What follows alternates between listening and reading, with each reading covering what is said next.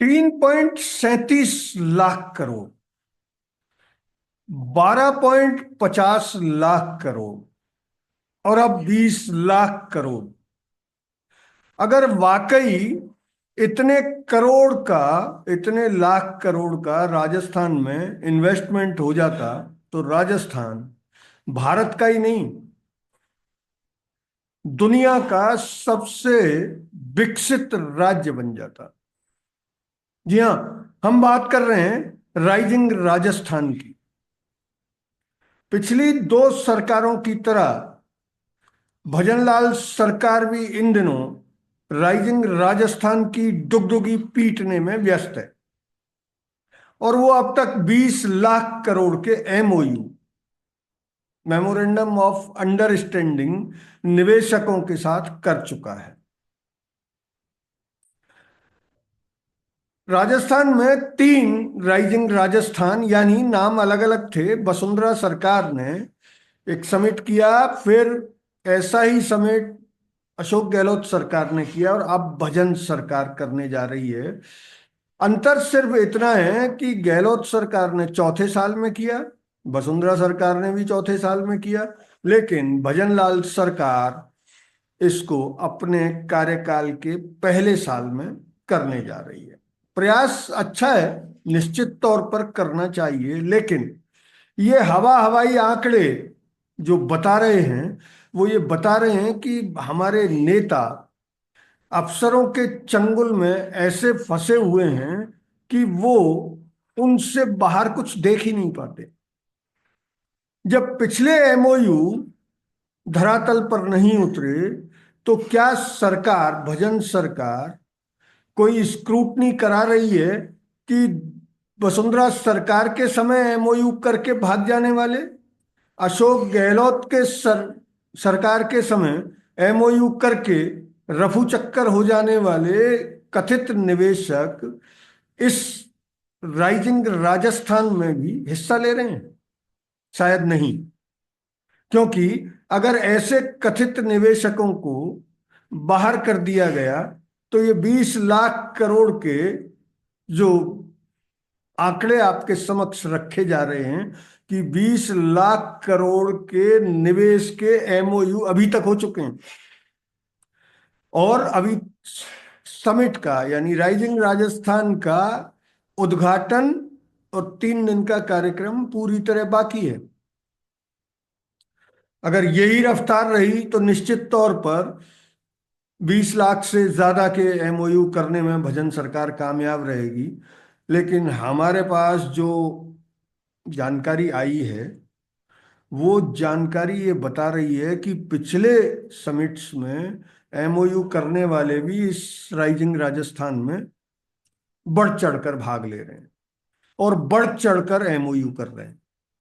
तो इन एमओयू से जनता को शुरुआत में थोड़ा भरमाया जा सकता है, क्योंकि हम भारत के लोग सपनों की दुनिया में जीना ज्यादा पसंद करते हैं। भविष्य के सपने हम देखते रहते हैं कि 20 लाख करोड़ का निवेश आएगा तो कितना रोजगार मिलेगा, अर्थव्यवस्था, भारत की अर्थव्यवस्था को 5 ट्रिलियन का बनाने में कितनी मदद मिलेगी, हम ये कल्पना कर करके ही खुश हैं। हकीकत बहुत कठोर है। आप वो बता रहे हैं कि हकीकत की जो स्थिति है वो ये है। वसुंधरा सरकार के समय 3,37,000 करोड़ के एमओयू किए गए,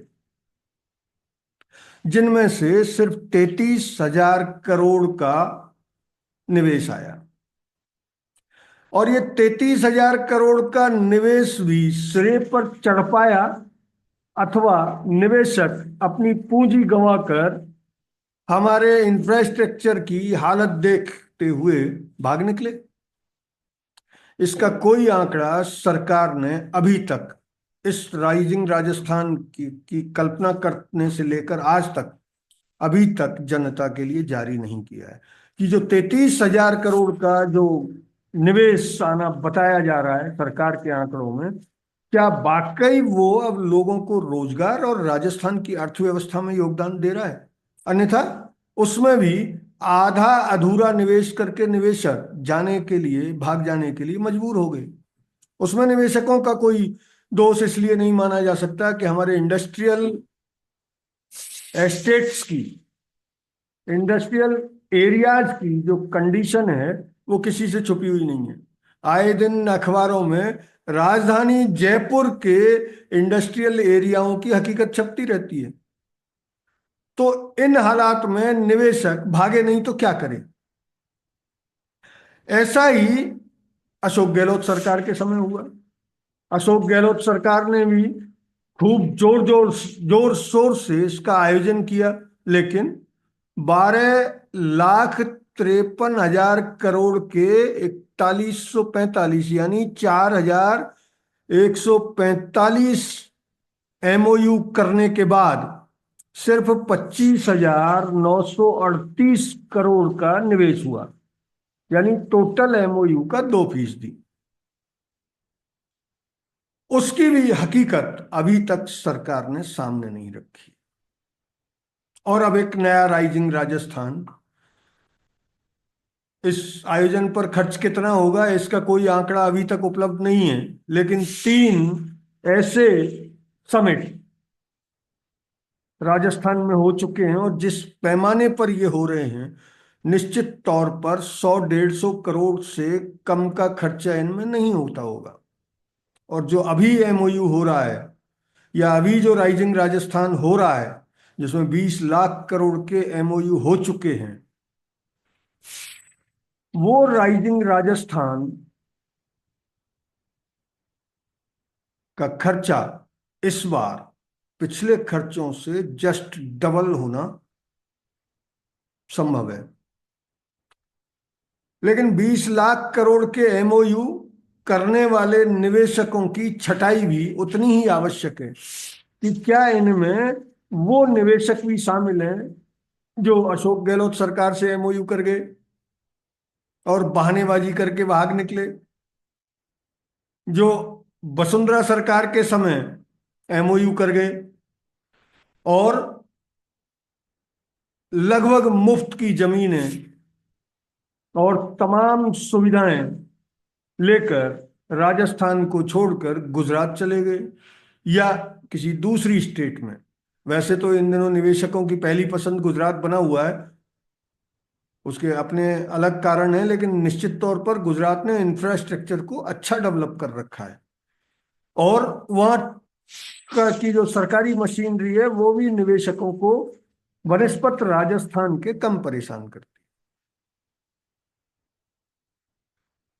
है। इसलिए ये जो राइजिंग राजस्थान है, ये राजस्थान के लोगों का सवाल है और लोग आपसी बातचीत में इस सवाल को उठा भी रहे हैं कि आखिर ये राइजिंग राजस्थान सैकड़ों करोड़ के खर्चे के बाद भी राजस्थान को देगा क्या। और ये एमओयू जो हो रहे हैं, क्या उनके लायक, जो एमओयू हुए हैं, जो निवेश आने की बात है, क्या उनके लायक इंफ्रास्ट्रक्चर हमारे पास है। और जिस तरह के विविधतापूर्ण एमओयू हैं जिनमें हर सेक्टर की इंडस्ट्री है, क्या उनको भी हम इंफ्रास्ट्रक्चर उपलब्ध करा सकते हैं। संभवतः इसका जवाब अगर आज पूछा जाए राजस्थान के उद्योग सचिव से या उद्योग मंत्री से या किसी भी अफसर और नेता से, तो शायद वो दिखवा लेते हैं जैसे शब्द का इस्तेमाल करेंगे कि अभी इस पर कोई काम नहीं हुआ है, अभी तो सारा अमला एमओयू करने में व्यस्त है। ठीक उसी तरह जैसे वसुंधरा सरकार और गहलोत सरकार के समय हुआ था। मुख्यमंत्री भजनलाल शर्मा अपने आप में ये दिखाने और कोशिश में जुटे हुए हैं कि वो अलग तरह के सीएम हैं और वो राज्य की तस्वीर को वाकई बदल देंगे। उन पर भरोसा किया जा सकता है क्योंकि वो खांटी नेता नहीं है। इससे पहले बीजेपी में वो एक जनरल सेक्रेटरी के तौर पर काम कर रहे थे, लेकिन वो लाइमलाइट में नहीं थे।